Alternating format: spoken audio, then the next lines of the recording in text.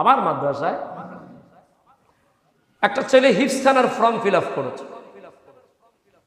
1 তারিখ সে হিফজখানে আসবে, সবকিছু পেমেন্ট হয়ে গেছে, এসেছে, ফর্ম ফিল আপ করেছে, সবকিছু ক্লিয়ার। গত পরশু দিন তার জানাজার নামাজ আদায় করেছে। 12 বছর ছেলেটা। ফজরের সময় তার বাবা ফোন দিয়েছে, হুজুর আপনার ছেলেটা মারা গেছে। আমি রীতিমতো স্ট্রেঞ্জ হয়ে গেল, কি বল, অসুখ কি ছিল? কোনো অসুখ ছিল না, বুক ব্যথা করতেছে। বলল মেডিকেল নিয়ে গেলাম, বলল রক্ত শূন্যতা, আইসিইউতে নিল, ডেথ ঘোষণা করে দিল। জীবন গেলাম জানাজায়। এক সওদাগর বলে, হুজুর গতকাল এই সময়ে, আমি তারে বলি আমাদের সাথে বসো, দুটো ভাত খাও। বলে না, খাবো না। আজকের এই 12 ঘন্টার ছন্দ পথনে জীবনটা চলে গেছে। আমি চিন্তা করলাম আমাদের কত লাগে, এত পয়সা লাগে আমাদের কি জন্য? কে আগে যাওয়ার কথা, কে আগে চলে যাচ্ছে।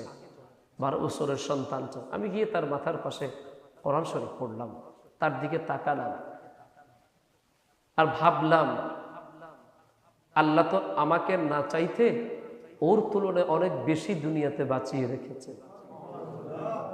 কিন্তু আমি কি করতে পেরেছি? আমি কি ফজরের আজানের সময় আল্লাহর ইবাদতে যুক্ত হতে পেরেছি? আল্লাহ আমার নিঃশ্বাসটা এখনো বের করছেন, আবার ভিতরে নিচ্ছেন। আমি কি আল্লাহর জন্য ভালো কোনো কাজ করতে পেরেছি? আল্লাহর পছন্দনীয় হতে পেরেছি? যেই জবানটা বন্ধ হয়ে গেছে, ওর বাবা সন্তানের ঠোঁটটাকে নাড়াচাড়া করছে, আমার মনে হলো এই ঠোঁটের কারণেই তো আমি জাহান্নামে যাব। কে ভালো কে মন্দ, কে কি করে, সবগুলো আমার এই ঠোঁট দিয়ে বের হচ্ছে।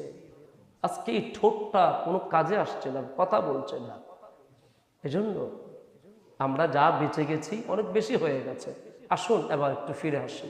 আপনি নামাজি হবেন, আপনি রোজাদার হবেন, ভদ্রতা, নম্রতা, শিষ্টাচার, গলার আওয়াজ বড় হবে না, নিজেকে নত রাখবেন, নীরব রাখবেন, নিস্তব্ধ রাখবেন, ক্ষমতার লিপ্সা নয়। কিভাবে কবরে চলে যাবেন ওই পরিস্থিতি আপনার মধ্যে তৈরি হয়ে যাবে। এজন্য বলছি 12 বছরের সন্তান চলে গেছে, আমরা অনেক বেশি বেঁচে গেছি। আল্লাহ পাক আমাদেরকে সুন্দর জীবন দান করুন। একটু জোরে বলেন আমিন, আরো জোরে।